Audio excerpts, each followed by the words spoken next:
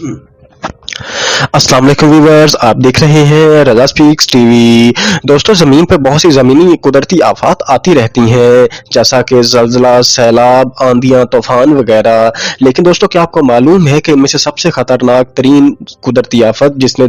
आज तक ज़मीन पर सबसे ज़्यादा नुकसान किया है, वो सैलाब है। सैलाब कुदरती तौर पे आजकल इस ज़मीन पे तकरीबन सबसे ज़्यादा नुकसान कर चुका है और ये तकरीबन दुनिया के हर मुल्क में हर साल ही सैलाब आजकल आ रहा है। क्या आपको मालूम है कि आजकल ज़्यादा सैलाब क्यों आ रहे हैं? पहले सैलाब की तादाद कम होती थी। दोस्तों, आज की इस वीडियो में हम सैलाब का मुख्तलिफ आने की वजूहात को डिस्कस करेंगे और इसको हम कैसे रोक सकते हैं। तो इससे पहले कि वीडियो की तरफ आगे बढ़े, अगर आप हमारे चैनल पर नए हैं तो काइंडली चैनल को सब्सक्राइब करें और बेल का आइकन दबा दें ताकि आइंदा आने वाली अपडेट से बाखबर रह सके। दोस्तों, सैलाब क्यों आते हैं? दोस्तों, आपको मालूम होगा कि इस कुरा अर्ज का ज़्यादातर बेशतर हिस्सा पानी पर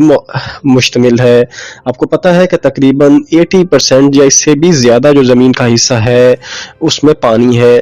और आपको ये भी मालूम होना चाहिए कि जो पहाड़ हैं बड़े, या एक हमारा टोटल एक कॉन्टिनेंट है जिसमें सिर्फ और सिर्फ बर्फ है, और वो बड़े पहाड़ और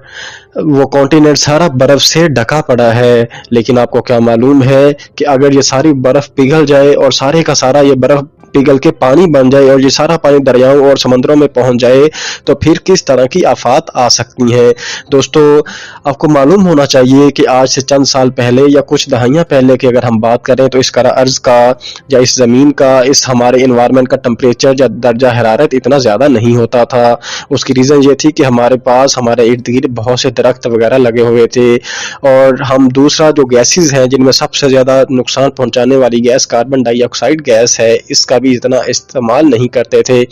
इसके अलावा बाकी जो मुख्तलिफ गैसेस हैं इनका इस्तेमाल भी कम किया जाता था। आजकल इंडस्ट्रियल रेवोल्यूशन की वजह से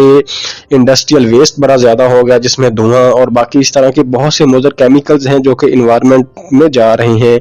जो इन्वायरमेंट में जाते हैं तो इसकी वजह से डिफरेंट तरह की गैसेस प्रोड्यूस होती हैं, जिनमें carbon dioxide, carbon monoxide, nitrogen oxide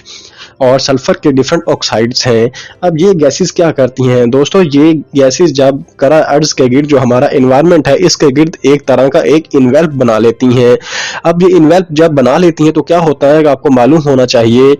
कि सूरज की जो रेज है, शुआएं जिसे हम कहते हैं, वो ज़मीन पे आती हैं और ज़मीन से टकराने के बाद उन्होंने रिफ्लेक्ट होकर वापस जाना होता है। लेकिन क्योंकि ज़मीन के गिर्द इन सारी गैसेस ने एक इन्वेल्प बना लिया हुआ है और इस वजह से ये गैसेस इसी इन्वेल्प के अंदर ही ट्रैप होकर रह जाती हैं, फंस जाती हैं, बाहर दोबारा वापस नहीं जा पाती, क्योंकि ये गैसेस इसी इनकी मिकदार गैसेस की बढ़ती जा रही है, जिसकी वजह से मुख्तलिफ तरह की जो रेज आती है, अल्ट्रा वायलेट रेज या बाकी जो इलेक्ट्रोमैग्नेटिक या बाकी जितनी भी रेज हैं सूरज की, वो ज़मीन पे आती हैं, टकरा के जब वापस जाने लगती हैं तो इन्हीं के साथ टकरा के दोबारा हमारे इन्वायरमेंट में ही रह जाती हैं, जिसकी वजह से हमारे इन्वायरमेंट का टेम्परेचर बहुत ज़्यादा बढ़ता जा रहा है। इस सारे प्रोसेस को हम ग्रीन हाउस इफेक्ट का नाम देते हैं। दोस्तों, आपको मालूम है कि इस ग्रीन हाउस इफेक्ट की वजह से क्या होता है, जब ज़मीन के इर्द गिर्द इन्वायरमेंट का टेम्परेचर बढ़ जाएगा तो होता इससे ये है कि जो बर्फ़ के जितने भी आइस बॉडीज़ हैं, आइसबर्ग्स हैं, आइस के जितने भी बाकी बॉडीज़ हैं जो कि पहाड़ों के ऊपर आइस है या बाकी जिस जगह पे भी आइस है, तो वो बर्फ़ पिघलना शुरू हो जाती है। और जब वो बर्फ़ पिघलती है तो ज़ाहिर बात है पानी बनेगा, और पानी बनने की वजह से दरियाओं और नदी नालों में पानी की मिकदार बढ़ जाती है, क्योंकि ज़ाहिर बात है आबशारों के ज़रिए